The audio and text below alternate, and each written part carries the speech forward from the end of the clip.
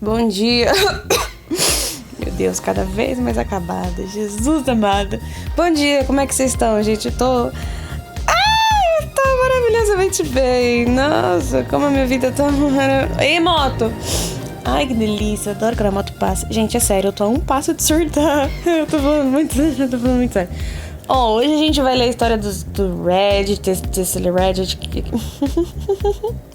Hoje a gente vai ler histórias do Reddit Let's Not Meet, que é um subreddit falando de pessoas que encontraram outras pessoas muito bizarras e blá blá blá. Esse é um conteúdo encher linguiça, tá bom? É um conteúdo fácil, que é só traduzir, pegar as imagens, porque eu vou fazer um vídeo sobre crime essa semana, então exige muita pesquisa. Oh, caramba, barulho do caramba!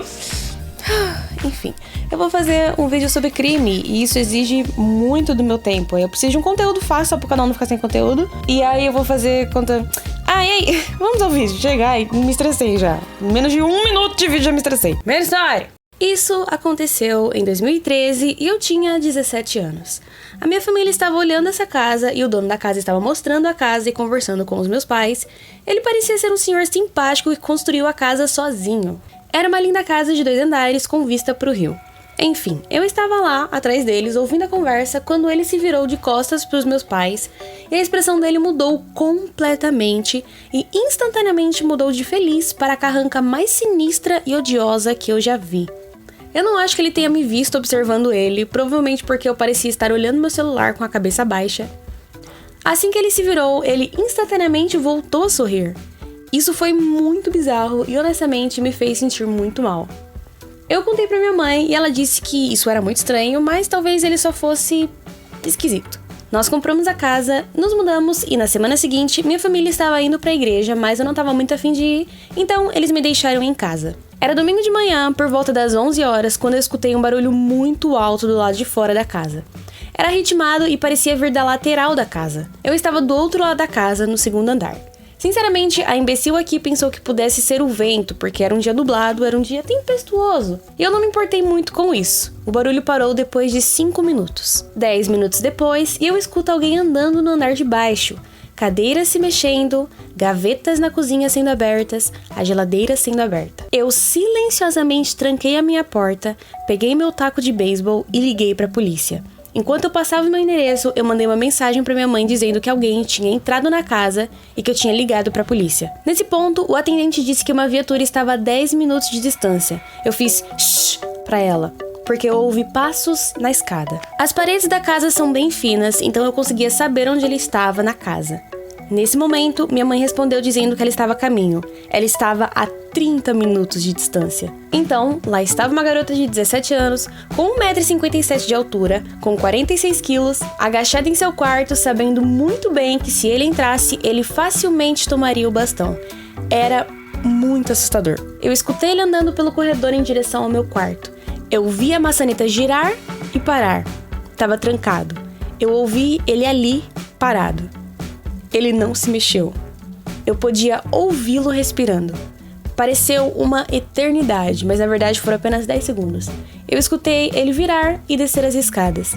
Eu escutei a porta de trás abrir e fechar.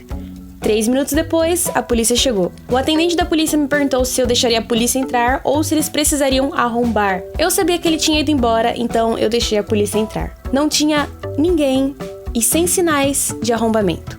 Nada. Quando a minha mãe chegou, ela olhou pro meu padrasto e perguntou se ele tinha mudado as fechaduras. Ele não tinha. Eu acho que a parte mais bizarra e que realmente valida a história era que a minha mãe tinha limpado o corredor e tinham marcas de pegadas maiores do que a de qualquer um na casa. A polícia não esteve lá e elas apenas pararam do lado de fora do meu quarto. Ele morreu 1 ano depois disso e, por favor, nunca esqueçam de trocar as fechaduras quando vocês comprarem uma casa nova. Eu estava cuidando dos filhos da minha filha, enquanto ela e o marido estavam fora da cidade, e eles tinham uma filha adolescente, vamos chamá-la de Alissa. Às 3 da manhã, eu acordo com um barulho estranho e eu olho pela janela e eu percebo um movimento. Eu vejo um garoto surgir dos arbustos do lado de fora da casa e eu vejo uma bicicleta jogada no gramado que definitivamente não é nossa. Meu primeiro pensamento era de que ele iria roubar a casa, mas como ele parecia jovem e veio de bicicleta, eu imaginei que assustar ele seria suficiente para ele decidir voltar para casa. Eu não queria arruinar a vida de nenhum adolescente chamando a polícia imediatamente. Eu saí na varanda, acendi as luzes e disse: "Eu posso te ajudar?" Com uma voz de sala de aula, tipo, sei lá, como se ela fosse professora, sabe? Eu acho que foi isso que ela quis dizer, sei lá. O rapaz me olhou surpreso, mas não nervoso, e ele estava vestindo uma jaqueta estilo colegial, mas assim que eu o vi sob a luz da rua, ele parecia muito mais velho do que a minha neta. E ele também era mais gordinho do que atlético. Ele se aproximou da casa e disse: "Eu tô procurando a Alissa, tá ligado?" Eu dei a ele um olhar de desaprovamento, esperando que ele percebesse que ele veio atrás de uma garota no meio da noite e uma velha mal-humorada tinha respondido ele. Era hora dele ir pra casa. Eu pensei que o que poderia ter acontecido era que a Alissa sabia que os pais dela iriam estar fora da cidade e talvez ela pudesse trazer um namorado mais velho secreto pra dentro de casa. Era tarde e eu estava sozinha com um monte de crianças, então eu não queria que ele se aproximasse da casa. Eu também pensei que era estranho ele vir tarde da noite e querer ter certeza que a Alissa queria realmente falar com ele. Então eu disse: "Desculpa, quem?" E ele disse: "Ah, Alissa, tá ligado? Alissa fulana de tal. Essa é a casa dela, não é?" Eu pensei: bom, se ele sabe o nome dela completo, talvez eles devem pelo menos ser amigos. E eu disse: "Calma aí." Ele começou a entrar na casa e eu senti uma sensação tão ruim que eu gritei: Não, peraí, fica aí. Aí fora. Fica aí, fica aí." Eu me acalmei e disse: "Você fica aí, tá? Essa é uma propriedade privada, então nem pense em chegar muito perto. Fica aí, espera aí." Eu entro e a Alice está dormindo a um quarto de distância da sala. Eu acordo ela e digo algo do tipo: "Olha, eu não sei qual foi a brilhante ideia de trazer um amigo pra cá no meio da noite, mas é bom você falar pra ele irem pra casa." Ela não fazia a menor ideia do que eu tava dizendo. Eu disse: "Tem um cara do lado de fora que ele tá procurando por você." Confusa, ela levantou, foi até a varanda, viu ele e ficou branca como uma ovelha. Ele me chamou? Pelo meu nome? Vó, liga pra polícia.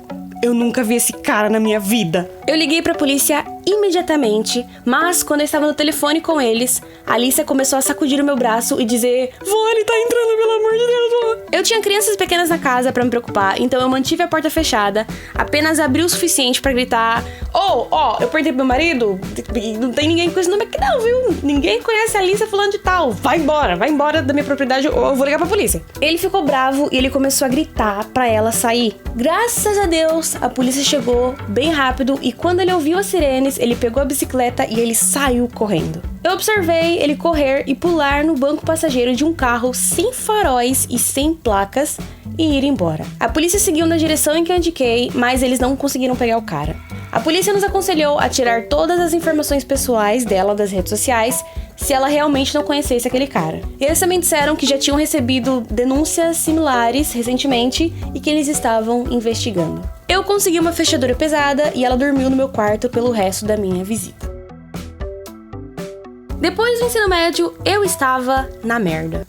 A minha responsável me expulsou depois da graduação e ela não me ajudou a encontrar um lugar novo, então eu vivi no meu carro durante uns meses. Eu conheci alguns caras heavy metal no trabalho um dia e eu os tinha visto pela cidade e todos os meus outros amigos sabiam quem eles eram e todo mundo amava esses caras. Nos tornamos amigos uns meses depois e eles me chamaram pra ir morar com eles. Eu aceitei. Pensando agora, teria sido melhor ter ficado no carro. Minha amiga, teria sido muito melhor se você tivesse ficado nesse carro, mas calma aí, vamos lá. Meus dois colegas de quarto eram irmãos chamados Lucas e João, e eles tinham uma banda. Eles também acreditavam em um culto e coisas do tipo. Eu nunca acreditei nessas coisas, mas né, quem sou eu pra dizer no que as pessoas devem ou não acreditar? Eles tinham me deixado morar com eles de graça por meses, então quem era eu pra reclamar? Sendo a única menina numa casa cheia de jovens rapazes, eu sempre olhava por cima dos meus ombros. Você nunca sabe em quem você pode ou não confiar. No fim, eu estava certa em estar preocupada. Algumas vezes, os amigos deles passavam um tempo na casa deles, às vezes até semanas. Os amigos deles eram um grupo de irmãos que eles conheceram na escola. Eram 5 irmãos no total, mas apenas 2 ficavam com a gente constantemente. O irmão mais novo, chamado James, era bem educado, ele limpava tudo que ele sujava e ele sempre ajudava com os afazeres de casa. O outro irmão, Carlos, tinha vários problemas mentais. Aparentemente, ele usou umas drogas muito pesadas um dia e ele desenvolveu o que parecia ser uma psicose religiosa. Ele passou um tempo na prisão por ter agredido uma mulher com uma bíblia. Às vezes, ele olhava no fundo dos seus olhos e ele dizia que poderia ver como seria a sua morte. Uma vez, ele me disse que eu estava possuída por um demônio e que eu precisava ter a minha alma limpa. Véio, se um dia alguém chegasse pra mim e falasse: Vitória está possuída por um demônio, eu falasse: vai quebrando, senhor. Toda maldição, toda obra de feitiçaria. Deus me livre. Mas calma aí, gente. Oh, meu Deus, calma aí que vocês vão ver o que vai acontecer com esse cara. Oh, meu Deus do céu, vamos lá. Todos na casa sabiam que ele tinha problemas, mas eles eram amigos dele. Eles ajudaram ele nos momentos difíceis e deram um lugar pra ele ficar, senão ele poderia estar na rua. Eu sempre mantinha minha guarda alta perto dele depois das coisas que ele me disse. Ninguém mais parecia tão preocupado quanto eu, e eles deveriam ter ficado preocupados. Eles deveriam ter ficado preocupados. Deveriam mesmo. Um dia, eu estava dormindo quando meu telefone tocou e era o meu chefe. Ele me perguntou se eu poderia trabalhar 1 hora mais cedo. Era meia-noite. Eu tava sem dinheiro, eu tava sem nada pra fazer, então eu disse, beleza. Eu levantei e eu comecei a me arrumar pra sair e eu passei pela sala de estar e eu vi o Lucas e o James sentados no sofá, enquanto o Carlos estava sentado no chão perto da TV. Só pra contextualizar, caso vocês não tenham entendido, porque eu demorei um pouquinho pra entender, o Lucas é o dono do apartamento, o James é o irmão do Carlos e o Carlos é o doidão da cabeça, beleza? Enfim, o Carlos estava no chão, perto da TV, assistindo vídeos no YouTube sobre coisas do fim do mundo, apocalipse, a volta de Jesus, essas coisas de crente. Isso era bem comum, então eu cuidei dos meus próprios problemas, eu me despedi do pessoal e eu fui trabalhar. O meu turno estava quase terminando quando o meu telefone tocou e o meu chefe atendeu e passou o telefone pra mim dizendo: é pra você. Eu era apenas o caixa, então eu pensei que era só um amigo que não tinha conseguido me encontrar ou que não tinha conseguido me ligar no celular. Eu atendi e eu escutei a voz de um homem que eu não conhecia. Oi, aqui é o detetive William. Aconteceu uma coisa no seu apartamento hoje e nós precisamos que você venha na delegacia pra gente conversar. Eu saí do trabalho imediatamente. Eu pensei que um dos irmãos tinha sido preso por drogas ou algo do tipo, só que eu tava muito errada. Muito errada. Eu cheguei na delegacia e eu ouvi a campainha. Um policial me acompanhou até uma sala fria com uma câmera. Ele me deu uma garrafa de água e ele me deixou sozinha por cerca de 30 minutos. A minha mente estava pensando sobre o que diabos poderia ter acontecido. Ele veio e me informou que o Carlos tinha esfaqueado e matado o Lucas por volta da 1 da manhã. Eu fiquei em choque. Eu tinha saído literalmente 1 hora antes disso acontecer. E tudo parecia tá bem. Eu perguntei se eles tinham brigado ou se tinha acontecido alguma coisa. E o detetive me informou que não teve briga, que aconteceu do nada. Eu dei meu depoimento pra polícia e eu saí de lá sem saber pra onde ir. Eu ainda tava em choque e confusa. O nosso apartamento era uma cena de crime, então eu tive que ir pra casa de um outro amigo pra poder assistir o noticiário e entender o que aconteceu. Até porque a polícia não me deu informação nenhuma sobre o caso. Nos dias seguintes, algumas informações começaram a ser reveladas. O Carlos não tinha apenas esfaqueado o Lucas 1 ou 2 vezes. Ele esfaqueou o Lucas várias vezes, a ponto de decapitar o Lucas. Meu Deus do céu. Depois do assassinato, ele correu pela estrada, ainda segurando a arma do crime na mão. Ele ligou pra polícia e ele disse o que ele tinha feito. Eu assisti as notícias com horror. Nós sabíamos que ele era instável, mas isso? Ele confessou esse crime brutal e ele deu pra polícia também o seu notebook. Aparentemente, ele planejava matar todos os seus irmãos, os seus colegas de quarto e eu. Ele acreditava que nós estávamos possuídos por demônios e essa era a única maneira de nos libertar. Por sorte, nenhuma das suas outras vítimas estavam lá naquele dia. O James, infelizmente, testemunhou o crime, mas, por sorte, ele escapou. Se eu não tivesse recebido aquela ligação do meu chefe, eu não estaria viva hoje.